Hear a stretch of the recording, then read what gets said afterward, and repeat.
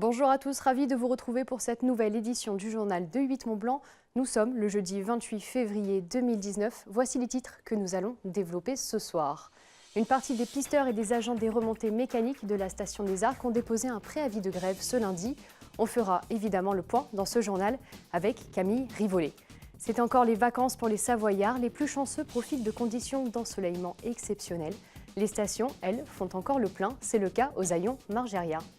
On fait donc le point, Clémence, sur la grève dans la station des Arcs. Après un dépôt de préavis de grève ce lundi, une partie des pisteurs et agents des remontées mécaniques se sont mobilisés dans la station des Arcs en Tarentaise.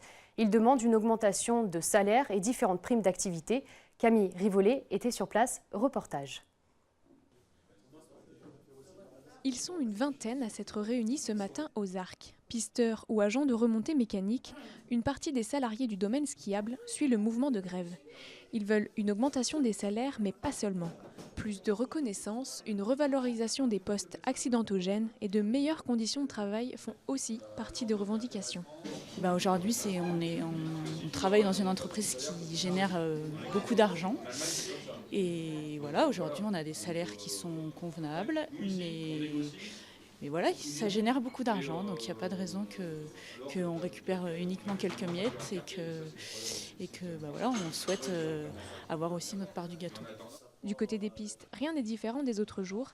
Toutes les remontées mécaniques fonctionnent normalement et les skieurs profitent de cette journée, loin de se douter des revendications des grévistes. Il faut voir un peu les pressions qu'il y a eu entre tu ne seras pas repris, ta fille ne sera pas reprise, cet été les équipes n'en sont pas.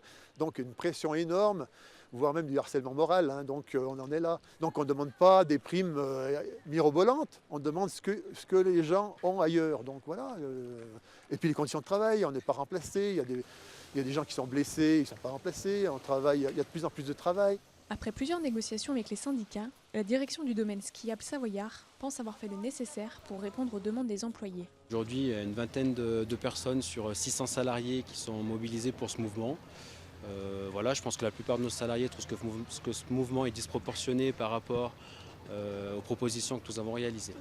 D'autant plus que voilà, nos propositions sont correctes, puisque nous avons fait des propositions salariales que nous jugeons très correctes. Donc aujourd'hui, nous allons quand même arriver à ouvrir l'ensemble du domaine skiable à nos clients. Les salariés espèrent obtenir leurs réclamations lors des prochaines négociations. Et j'ajoute que ce mercredi soir, les dameurs des Arcs et de la station de Sainte-Foy avaient menacé de faire grève. Après négociation, leurs stations respectives ont plié face à leurs demandes. Les domaines étaient donc normalement damés ce jeudi matin. On prend maintenant la direction du Salon de l'Agriculture où les apprentis agriculteurs prennent de la graine. Des femmes, des hommes, des talents et beaucoup de jeunes agriculteurs en devenir sont au rendez-vous cette semaine à Paris. Le Salon de l'Agriculture, c'est l'occasion pour tous les acteurs de la filière de se retrouver et de partager leur savoir-faire. Un savoir-faire qui se transmet et qui s'apprend. Dans les allées de la plus grande ferme de France, Juliette Vincent-Seigné et Victoria Lopez ont rencontré des étudiants en agriculture prêts à se lancer dans le métier. Reportage. Pendant 10 jours, 600 000 visiteurs foulent les allées du Salon de l'Agriculture. Ils viennent découvrir près de 4 000 animaux et rencontrer les 30 000 professionnels présents porte de Versailles. Parmi eux, de nombreux jeunes font leur premier salon. Certains sont encore étudiants. Le choix de leur parcours est une question de passion et de transmission. Mon frère, depuis tout petit, quand on allait en vacances, il allait aider l'agriculteur du coin et du coup j'ai pris goût à le suivre et maintenant voilà, je suis dans le même bain que lui. Je fais ces études-là parce que en fait, mon papa est agriculteur et que ça m'intéressait de continuer l'exploitation agricole.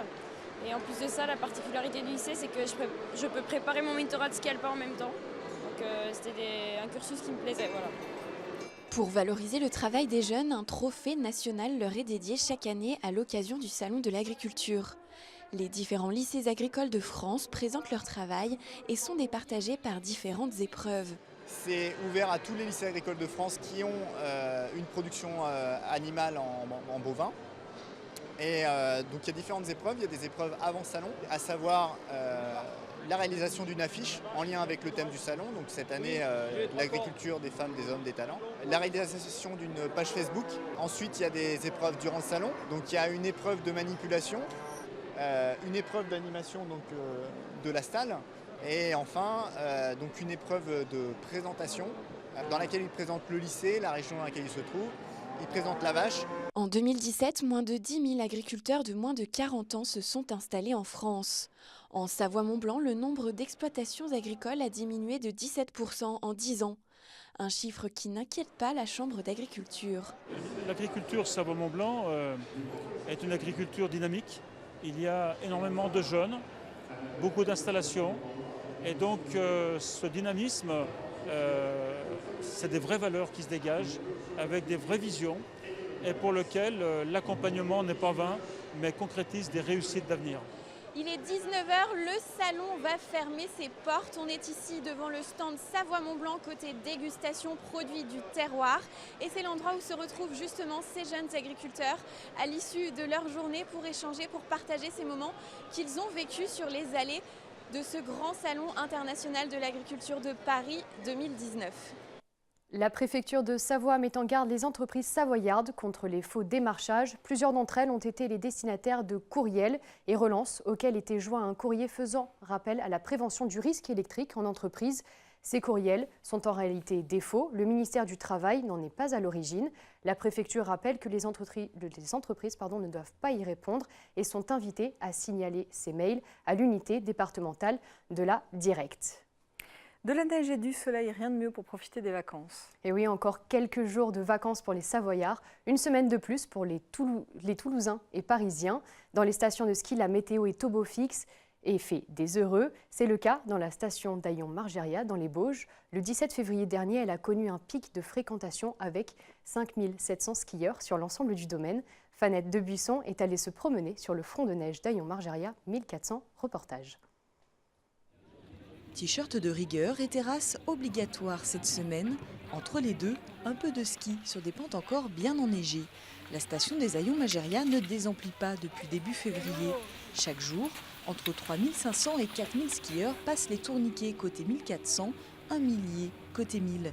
On a beaucoup de neige, on a encore de la bonne neige, donc tout se passe très bien. On a une très bonne fréquentation. On a même doublé de fréquentation comparé à l'année dernière. On a augmenté la fréquentation comparé à l'année dernière. Donc voilà, on fait une très bonne saison, très bonnes vacances. C'est le beau temps surtout, parce qu'on a une clientèle de famille. Donc voilà, quand il fait beau, les familles montent au ski. La clientèle, venue d'Aix-les-Bains, Chambéry ou encore Annecy, fait souvent le choix de la proximité. Durant les vacances, on compte ici 80% de skieurs locaux, 20% de clients séjour. Nous, on est d'à côté d'Annecy, à Chavano, donc il nous faut 45 minutes pour venir et on vient toutes les années. Le domaine, déjà, qui est assez vaste, par exemple par rapport à celui du Semnoz, qui est beaucoup plus petit. Le parking aussi, grand parking, facilité de stationnement, et puis les gens aussi. Les moniteurs sont super sympas, les gens du bar sont super sympas, et puis le plein sud, et de la neige. Programme du jour, initiation du ski pour les enfants sur la piste des Piou-Piou et sur le nouveau tapis roulant là qu'on a vu dans le tunnel. Et voilà, leur faire découvrir un peu les plaisirs de la neige. On a des amis en fait qui habitent Annecy et qui nous ont conseillé un certain nombre de coins à voir dans celui-là. Et puis aussi parce qu'on a trouvé un cours de ski pour les enfants en fin d'après-midi. On s'y est pris un peu tard, on arrive de l'ouest. C'était la seule station dans laquelle il restait des cours. Pour les quelques commerçants sur le front de neige, les vacances de février restent le temps fort de la saison. Ça se passe très bien, on a un ensoleillement formidable et puis des conditions d'enneigement au top. C'est pas mal surchargé, la terrasse elle tourne dès 8h30 jusqu'à 18h la fermeture. Les vacances d'hiver se terminent le 10 mars. Il restera alors 3 semaines aux amateurs de glisse pour profiter des pentes des Aillons-Margeria. Fin de saison pour la station le 31 mars prochain. Et c'est déjà la fin de ce journal. On se quitte sur ces images de la station de Méribel. Il y avait 90 cm de neige à 1400 mètres d'altitude ce mercredi. Une belle fin de vacances pour tous les amateurs de glisse. On se retrouve demain pour un nouveau JT. Merci de votre fidélité. Passez une très belle soirée.